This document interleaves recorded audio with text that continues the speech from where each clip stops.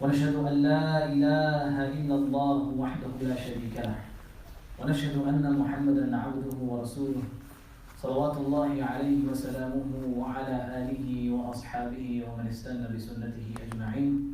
يا أيها الناس اتقوا ربكم الذي خلقكم من نفس واحدة وخلق منها زوجها وبث منهما رجالا كثيرا ونساء واتقوا الله الذي تساءلون به والأرحام إن الله كان عليكم رقيبا.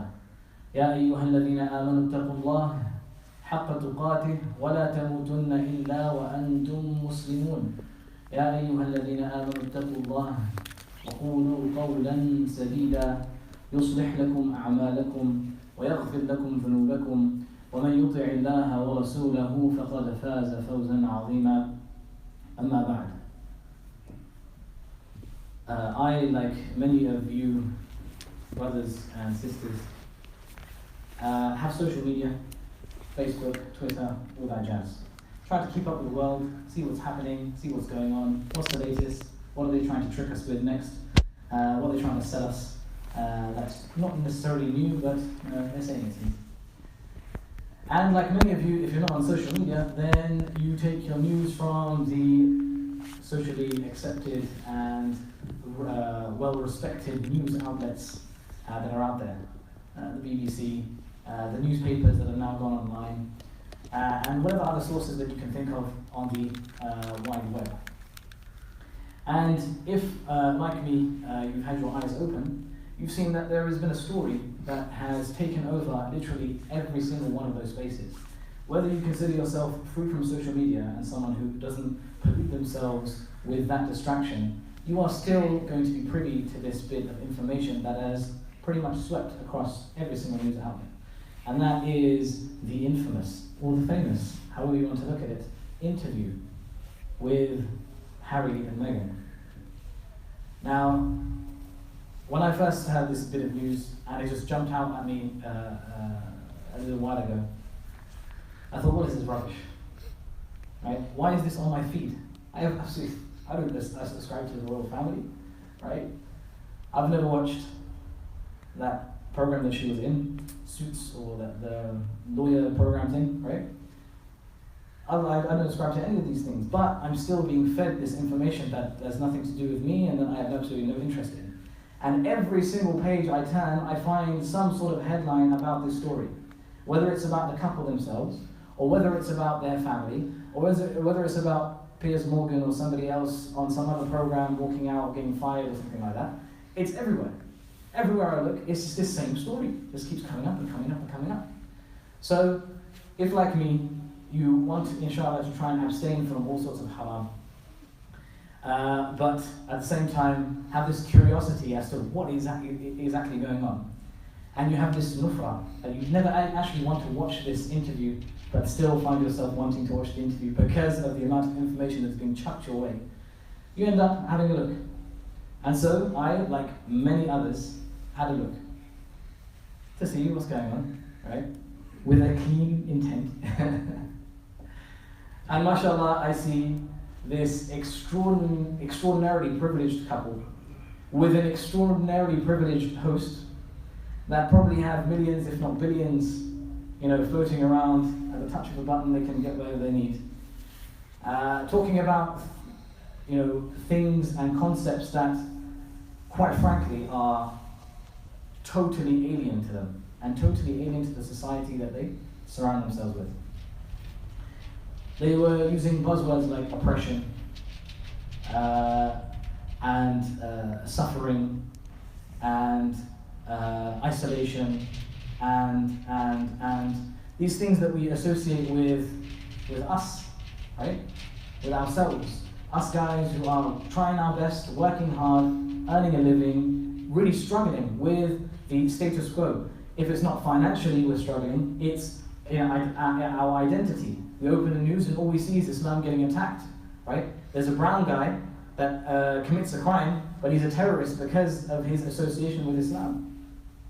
But somebody else that does exactly the same crime gets off scot-free. And there's no talk of terrorism, it's more sort of like mental health issues and stuff like that. He was a lone wolf, isolated, he needed help. and so on and so forth, right? We know all of this stuff. So we're struggling on so many different fronts, and we associate ourselves with suffering, difficulty, isolation, loneliness. We don't fit in this society. The things that we want, the things that we aspire to, the concepts of taqwa, the concepts of ukhuwa, the concepts of iman and ihsan, all of this stuff is alien to the society we live in. And when I watched that interview, things were shouting at me that I recognize that are so prominent in our society that we live in today. The whole conversation was centered around one thing, and that is ghurur. Ghurur meaning a deception of what this worldly life is supposed to be. And the deception of this dunya takes different forms. And the deception that they were spinning off was a deception of hasad, hiqd, hubb al-dunya, wal-jah. Hasad and hiqd, jealousy and enmity, as a result of your social standing and your status. Hubb al-dunya, the love of this world, the want for wealth and power and pleasure that comes through it. These were the things that were shouting out in the conversation. And these are the things that are marred in today's society. Islam doesn't want you to be poor. The Quran doesn't ask you to live in poverty and to live below the poverty line or on it or close to it. The Prophet ﷺ didn't call to poverty. There are so many ayat and ahadith that talk about sadaqah. Where on earth are you supposed to give your sadaqah from if you don't have wealth? If you don't have the money to give it? If you don't have the assets to be able to provide those who don't? One of the main pillars of Islam is zakat. Where are you supposed to get this zakat from if you have no wealth and you live in the poverty line? Islam, on the other hand, does it call you to be rich? Does it ask you to be rich? There's one thing that the Quran asks an increase of when it comes to a dua to Allah subhanahu wa ta'ala, and that is, you all know it, knowledge. Right? That's the one thing that we are asking an increase of, not wealth. Right? But does that mean that we're not supposed to acquire wealth? The ulama, the Sahaba, every one of our predecessors in Islam who has come and gone has never made this invitation to increase in your wealth. Right? That's not the angle that we should look at things from. But having wealth is not a bad thing in and of itself. We just ascribe value to certain things. Right now it's the pound. Yesterday it was something else. Tomorrow it's going to be something else. Right? Maybe Bitcoin. I don't know. The point is, we ascribe value to things. The evil of those things that we ascribe value to isn't in those things themselves. It's not in the pound sterling. It's not in the Queen's face on your notes. It's in your hearts. And in that interview was a manifestation of the illnesses of the hearts of our society. Now, when they're talking up here, in the upper echelons of society. But the same concepts that they're using, those buzzwords like oppression, isolation, we feel those, but in a totally different way, on a totally different level. Meaning that the problems of society are the same as they are up here, as they are down here. They're just magnified up here. They're worse up there than they are down here. But they're the same. And in fact, you could probably flip it over and say they're just as bad down here as they are up there. Why? Because those ailments and those illnesses are exactly the same. Now, the Prophet ﷺ didn't call to poverty. He didn't call to riches either. But what he did call to was the alleviation of these ailments of the heart. Jealousy, the wanting what other people have, coveting what others have, wishing that they don't have it, wishing that you were in their place and they weren't there. Is this not part of our society? How else are we sold these new technologies on a yearly basis? You have the latest iPhone. Next year, another iPhone comes out with absolutely the exact same qualities as your one. It just looks a little different, right? Slightly different specs. And suddenly, you need to part with £500 of your wealth in order to acquire this. Maybe you spend it monthly, but at the end of the day, you're willing to part with your wealth. Why? Because somebody else is going to have it. And that somebody else is my peer. And I've got to be better than my peers. I've got to have nicer things that they have. Why? Because of the enmity, jealousy and enmity that you have in your heart. That is the only thing that pushes you towards acquiring these material things. And that is pushed by these sorts of things. That is pushed by these sorts of interviews. This celebrity culture. The love of the world. The love of this world. And this is all rooted, it's like a ladder of things, right? These are all like symptoms, outward symptoms, right? This one for wealth, this one for power, this one for influence and domination, right? These are all symptoms. And it all goes down a ladder into the core. And it all stops at the core, the root of it is ghurur. And this ghurur is the very same ailment that Shaitan, Iblis, struggled with. Every one of you knows the story of Adam alayhi salam and Iblis and what took place between them. Right? Every single one of us knows that story. What was that, the feeling that he had in his heart towards Adam? خَلَقْتَنِي مِنْ نَارٍ وَخَلَقْتَهُ مِنْ طِينٍ. Why did Iblis not make sajda to Adam? Because he felt that he was better than him. Deceived by his own status, by his own perception of himself. And this is exactly how the current society is shaped. We are deceived to think of ourselves as somehow better than the others. And when we see someone else is better than us, we need to be better than that person. And if we can't be better than that person, then we have some form of hatred for them. And this is what pushes us to acquire, pushes us to increase, pushes us to have all the material that we can possibly get our hands on.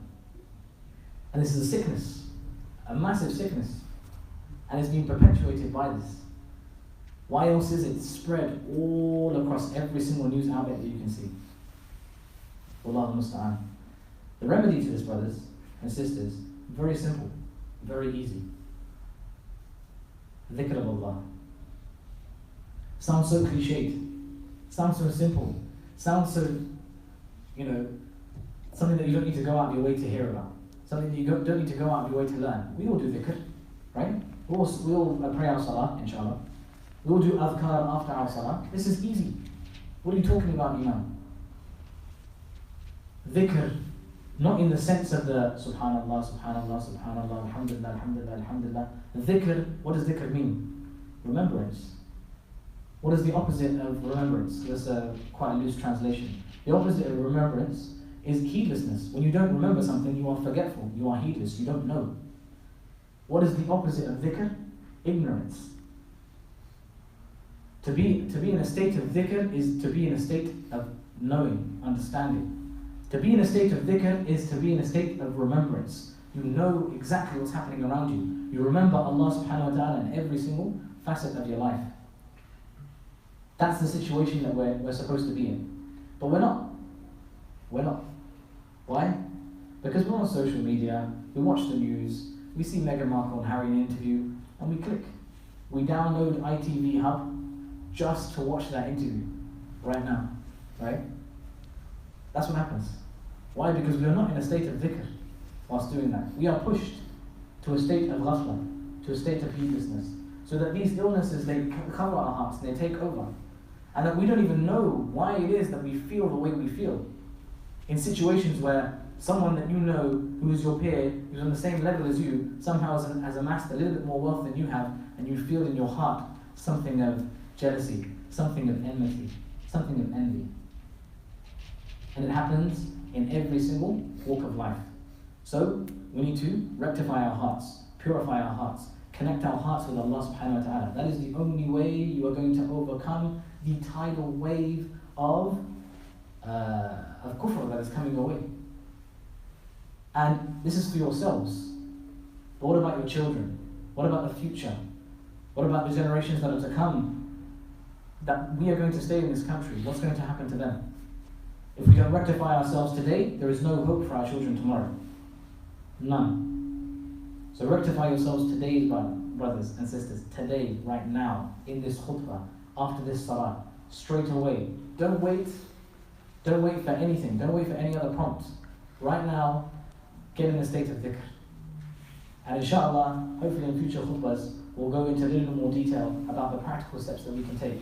But the first and foremost is the dhikr with your tongue. The dhikr with your tongue. أقول قولي هذا وأستغفر الله لي